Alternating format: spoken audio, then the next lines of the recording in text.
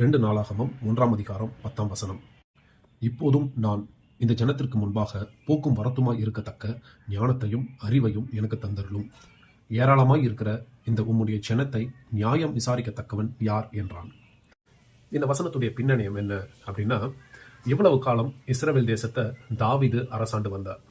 இப்போ தாவீதுக்கு அப்புறம் அந்த ராஜா என்ற பொறுப்புல தாவீதுடைய குமாரன் சாலமன் நியமிக்கப்படுறாரு. தாவீது அரசாண்டு வந்தபோது அவர் ரொம்பவும் ஒரு ஸ்ட்ராங்கான ஒரு கிங், ரொம்ப சக்சஸ்ஃபுல்லான ஒரு கிங். ஆனா இப்போ சாலமனை பார்த்தா ரொம்ப ஒரு சின்ன பையனா இருக்கிறாரு, அனுபவமே இல்லாத ஒருவரா இருக்கிறாரு. இப்படி இருக்கும்போது ஒரு நாள் சாலமனுடைய சொப்பனத்துல தேவன் அவருக்கு தரிசனமாகி அவரிடத்துல ஒரு காரியத்தை கேட்கிறாரு. என்னன்னா, நீ விரும்புகிறதை என்னிடத்தில் கேள் என்றார். சாலமன் இந்த இடத்துல நமக்கு நல்லா தெரியும், அவர் பொண்ணு, பொருள், காசு, பணம், விக்டரி, தன்னுடைய சத்துருக்களுடைய பிராணன், இப்படி எதுவுமே கேட்கல. நீடித்த ஆயுசு நாட்களை கேட்கல. அவர் ஞானத்தையும் அறிவையும் கேட்டார் அப்படின்றது நமக்கு தெரியும். அதுதான் இந்த வசனத்துல சொல்லப்பட்டிருக்கு. ஞானத்தையும் அறிவையும் கேட்டார். ஞானம்னா என்ன, அறிவுனா என்ன? அறிவுன்றது நாலேஜ் இல்லையா? நாலேஜ்ன்றது ஒரு விஷயத்தை அறிஞ்சிக்கிறது, ஒரு சிச்சுவேஷனை புரிஞ்சிக்கிறது, இது எல்லாமே அறிவு. ஞானம்ன்றது அந்த சூழ்நிலை வரும்பொழுது அதை சரியா அபியாசப்படுத்துறது. ஒரு எக்ஸாம்பிளுக்கு சொல்றேன். ஆதாமுக்கு ஏதேன் தோட்டத்தில் இருந்த அந்த ஜீவ விருட்சத்தை சாப்பிடக்கூடாதுன்றது தெரியும், ஏவாளுக்கும் தெரியும். இது அவங்களுடைய அறிவு, நாலேஜ். பட் அதை செயல்முறைப்படுத்தினாங்களா, அந்த சிச்சுவேஷன் வரும்போது அதை அபியாசப்படுத்தினாங்களான்னு பார்த்தீங்கன்னா அந்த இடத்துல தவறிட்டாங்க. இன்னைக்கு நம்முடைய லைஃப்ல கூட பார்த்தீங்கன்னா அறிவுன்னு பார்க்கும்போது வேதம் வாசிக்கணுன்றது நல்லதுன்னு நமக்கு தெரியும், ஜெபிக்கிறது நல்லது, ஆலயத்துக்கு போறது நல்லது. நம்மளுடைய லைஃப் ஸ்டைலில் பார்த்தீங்கன்னா இந்த ஜங்க் ஃபுட்லாம் சாப்பிடக்கூடாது அப்படின்றது எனக்கு தெரியும், இதெல்லாம் நல்லது, அறிவு, இந்த அறிவுலாம் நமக்கு இருக்கு. பட் அதை வாழ்க்கையில் அபியாசப்படுத்துகிறோமா? ஜங்க் ஃபுட் சாப்பிடாம இருக்கிறோமா? எனக்கு அறிவு, எனக்கு தெரியும், பைபிள் படிக்கணும், சர்ச்சுக்கு போகணும், ஜெபிக்கணும், இதெல்லாம் தெரியும். பட் அது எல்லாத்தையும் நம்ம வாழ்க்கையில் அபியாசப்படுத்துகிறோமா? நிறைய பேர் வாழ்க்கையில் பார்த்தீங்கன்னா அறிவு நிறையா இருக்கு, ஆனால் அதை அபியாசப்படுத்துகிற ஞானம் இல்லை. நிறைய பேர் நான் ஏதோ மற்றவங்களெல்லாம் சொல்லிட்டு நான் ஏதோ ஞானமா இருக்கிறேன்னு நான் சொல்ல வரல, என்கிட்டயும் அந்த குறைகள் இருக்கு. நம்ம எல்லார் வாழ்க்கையிலுமே இப்படிப்பட்ட குறைவுகள் இருக்கு. ஆனா சாலமன் இந்த இடத்துல ரெண்டையுமே கேட்கிறாரு, எனக்கு அறிவும் வேணும், ஞானமும் வேணும். சாலமன் இந்த 2 விஷயத்தை கேட்டதுல நம்ம 3 காரியங்களை கவனிக்கலாம். ஃபர்ஸ்ட் திங், சாலமன் கிட்ட இருக்கிற தாழ்மை. சாலமன் ஒத்துக்கிறாருங்க, ஆண்டவரே இந்த ரெஸ்பான்சிபிலிட்டி ரொம்ப பெருசு, நீங்க என்ன ராஜாவா நியமிச்சிருக்கிறீங்க, இந்த ரெஸ்பான்சிபிலிட்டி ரொம்ப பெருசு, ஜனங்களை நான் நியாயம் விசாரிக்கணும், ராஜாவா என்னோட ரெஸ்பான்சிபிலிட்டியை நான் அனுதினமும் செய்யணும். அதுக்கு எனக்கு ஞானம் வேணும், அறிவு வேணும். எனக்கு உங்க ஒத்தாசை இல்லாமல் என்னால் செய்ய முடியாது ஆண்டவரே. எனக்கு போதிய அறிவு கிடையாது, ஞானம் இல்லை, எக்ஸ்பீரியன்ஸ் இல்லை, என்கிட்ட அந்த இன்அடிக்குவேட்டா இருக்கிறேன் அப்படின்றத அவர் ஒத்துக்கிறாரு. ஃபர்ஸ்ட் திங், தாழ்மையா. அதனாலதான் ஆண்டவர்கிட்ட அதை கொடுங்க அப்படின்ட்டு ஆண்டவரை சார்ந்து இந்த காரியங்களை கேட்கிறாரு.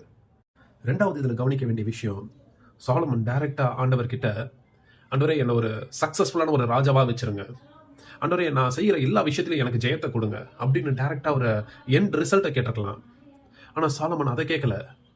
அதுக்கு பதிலா எனக்கு ஞானத்தையும் அறிவையும் கொடுங்க ஆண்டவரே, எனக்கு டைரக்டா என்ன சக்சஸ்ஃபுல்லா வச்சிருங்க, எனக்கு ஆசீர்வாதத்தை கொடுத்துருங்கன்னு கேட்கல. அதை செய்து முடிக்கிறதுக்கான கெப்பாசிட்டி எனக்கு கொடுங்க, எபிலிட்டி எனக்கு கொடுங்க, என் ரெஸ்பான்சிபிலிட்டியை செய்யறதுக்கு எனக்கு என்னை எனேபிள் பண்ணுங்க அப்படின்ட்டு அந்த கெப்பாசிட்டியும் எபிலிட்டியும் கேட்கிறாரு. டைரக்டா என்ன ஆசீர்வாதத்தை கொடுத்துருங்க, என்ன சக்சஸ்ஃபுல்லான ஒரு ராஜாவா வச்சிருங்கன்னு அவர் கேட்கல. 3வது இதுல கவனிக்க வேண்டிய விஷயம், சாலமன் இந்த ஞானத்தையும் அறிவையும் எதுக்காக கேட்கிறாருன்னா தன்னுடைய பேர் பிரஸ்தாபத்துக்காக கேட்கல. தனக்கு இந்த ஞானமும் அறிவும் வந்துடுச்சுன்னா இந்த ஜனங்களெல்லாம் ஆளுகை செய்யலாம், இவங்க எல்லாரையும் நம்ம ஓவர் ரூல் பண்ணலாம் அப்படின்றதுக்காக கேட்கல.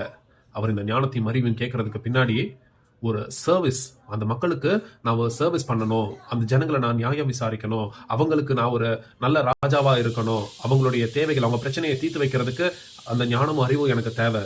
ஸோ மற்றவங்களுக்கு பிரோஜனமா இருக்கிறதுக்காக தான் அந்த ஞானத்தையும் அறிவையும் கேட்கிறாரு. தன்னுடைய பெயர் பிரஸ்தாபத்துக்காக, தன்னுடைய பேர் புகழுக்காக அவர் அந்த ஞானத்தையும் அறிவையும் கேட்கல.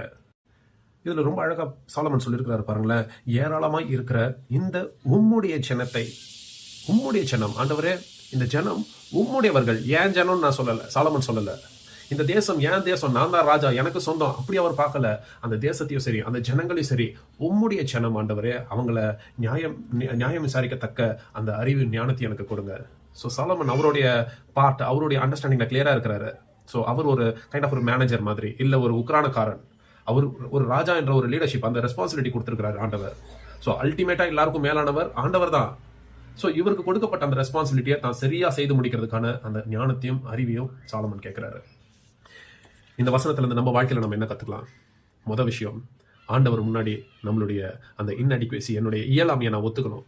எந்த ஒரு காரியத்தை செய்யும் போதும் நான் ஆண்டவர்கிட்ட ஒத்துக்கணும், ஆண்டவரே உங்களுடைய ஒத்தாசை இல்லாம என்னால தனியா இந்த காரியத்தை செய்ய முடியாது ஆண்டவரே, எனக்கு அறிவையும் ஞானத்தையும் கொடுங்க. ஃபர்ஸ்ட் திங், தாழ்மையை நம் வாழ்க்கையில கடைப்பிடிக்கணும். ரெண்டாவது இதுல நம்ம கத்துக்க வேண்டியது, நம்ம டைரக்டா ஆண்டவர்கிட்ட, ஆண்டவரே என் பிரச்சனையை எடுத்து போட்டுருங்க, ஆண்டவரே என் உபத்திரவத்தை எடுத்து போட்டுருங்க, ஆண்டவரே எனக்கு நேரா இந்த ஆசீர்வாதத்தை கொடுத்துருங்க அப்படின்னு ஜெபிக்கிறவர்களா இல்லாம, ஆண்டவரே இந்த ஆசீர்வாதத்தை சுதந்திரித்துக் கொள்ள என்னை தகுதிப்படுத்துங்க, எனக்கு அந்த கெப்பாசிட்டியை கொடுங்க, அந்த எபிலிட்டியை கொடுங்க. ஆண்டவரே இந்த உபத்திரவத்தையும் இந்த கஷ்டத்தையும் கடந்து வருவதற்கு எனக்கு அந்த போதிய பலனை கொடுங்க, எனக்கு கூட ஒத்தாசையா இருங்க அப்படின்ட்டு நம்ம ரெஸ்பான்சிபிலிட்டி செய்யறதுக்கான பலத்தை, அந்த கெப்பாசிட்டியை நம்ம ஆண்டவர்கிட்ட கேட்கணுமே தவிர டைரக்டா அந்த எண்ட் ரிசல்ட்டை நம்ம கேட்காம இருந்தா நல்லது. மூணாவது இதுல நம்ம கத்துக்க வேண்டியது, நம்முடைய சுயநலத்துக்காக நம்ம ஜெபிக்காம நான் பண்ற ஜெபத்துடைய மோட்டிவ் என்னவா இருக்கு? என்னுடைய பெயர் பிரஸ்தாபத்துக்காகவும் என்னுடைய சக்சஸ்க்காக நான் கேட்கறேன்னா, என்னுடைய கம்ஃபர்ட் லைஃப்காக நான் ஜெபித்துட்டு இருக்கேன்னா, இல்ல நான் ஆண்டவர்கிட்ட கேட்கிற காரியத்தினால இது மற்றவங்க வாழ்க்கைக்கு ஆசீர்வாதமா இருக்குன்ற எண்ணத்தோட நான் கேட்கறேன்னா? இந்த 3 விஷயங்களும் இன்னைக்கு இந்த வசனத்துல நாம் கற்றுக்கொள்ளலாம். ஆண்டவர் இடத்தில் நாம் ஜெபிக்கும் முறையை மாற்றிக்கொள்வோம். மற்றபடி நம்ம நார்மலா பண்ற ஜெபத்தை நான் தப்புன்னு சொல்லல, தப்பு கிடையாது. ஆண்டவர் அதுக்காக அந்த ஜெபத்தை கேட்க மாட்டாருன்றலாம் கிடையாது. கொஞ்சம் நம்மளுடைய ஜெபத்தை மாற்றும் பொழுது, அது இன்னும் வேதத்துக்கு ஏற்ற வண்ணமாய் நம் ஜெபம் மாறும் பொழுது, அது நிச்சயமா நமக்கும் மற்றவருடைய வாழ்க்கைக்கும் அது பிரயோஜனமாய் இருக்கும். ஆண்டவர் தாமே இந்த வார்த்தைகள் நம் உள்ளத்தில் நிலைத்திருக்க உதவி செய்வாராக. ஆமென்.